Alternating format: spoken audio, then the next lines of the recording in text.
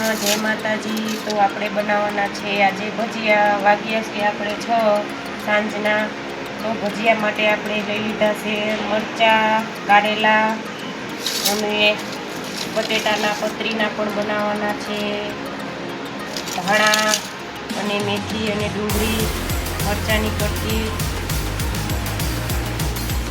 લવડામાં નાખવા માટે આપણે સરસ મજાનો મસાલો એડ કરી દીધો છે। આ રીતનો મેં કંઈક મસાલો બનાવ્યો છે।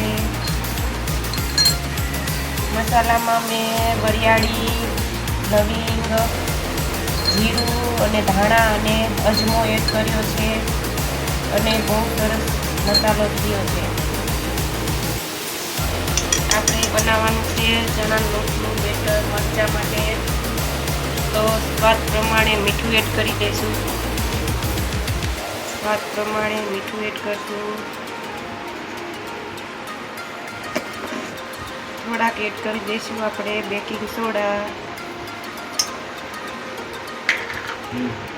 થોડુંક લીંબુ એડ કરીને આપણા બેકિંગ સોડાને થોડી વાળશું સરસ રીતે।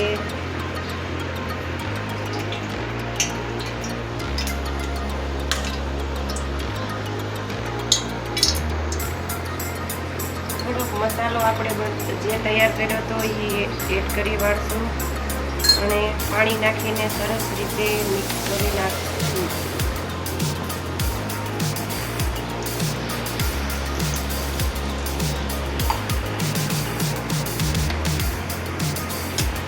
તો આપણું બેટર બનીને તૈયાર થઈ ગયું છે। જો એક પણ ગાંઠો રહ્યો નથી।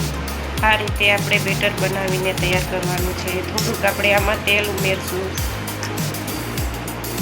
તો આપણું બેટર બનીને તૈયાર થઈ ગયું છે અને આપણે હવે ભજીયા બનાવવાનું સ્ટાર્ટ કરી દઈએ।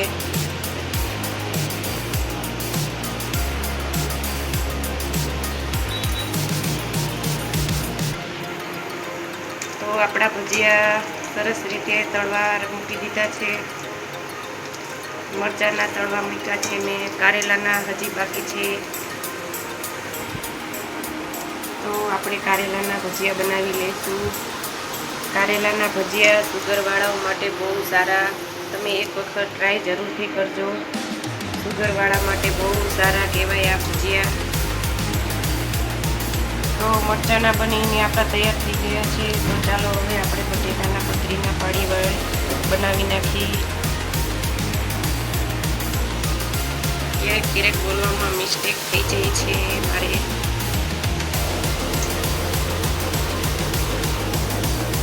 તો હવે આપણે બનાવવાના છે મેથી અને ધાણાના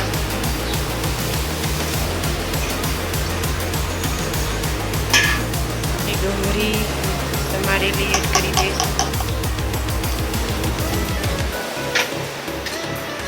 મસાલો જે આપણે બનાવીને તૈયાર કર્યો હતો, સ્વાદ પ્રમાણે મીઠું એડ કરશું। બેકિંગ સોડા આપણે એડ કરશું।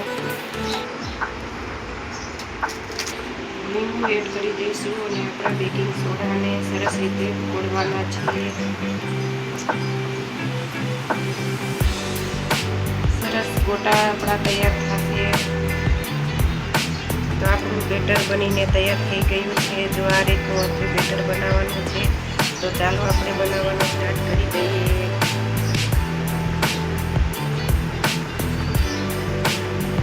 સરસ ફૂલીને ઉપર આવતા રહે છે। તો આપણા ભજીયા બનીને પોચા સરસ મજાના જાળીદાર તૈયાર થઈ ગયા છે। તમે જોઈ શકો છો સરસ પોચા અને જાળીદાર તૈયાર થયા છે। તો આપણા ભજીયા બનીને તૈયાર થઈ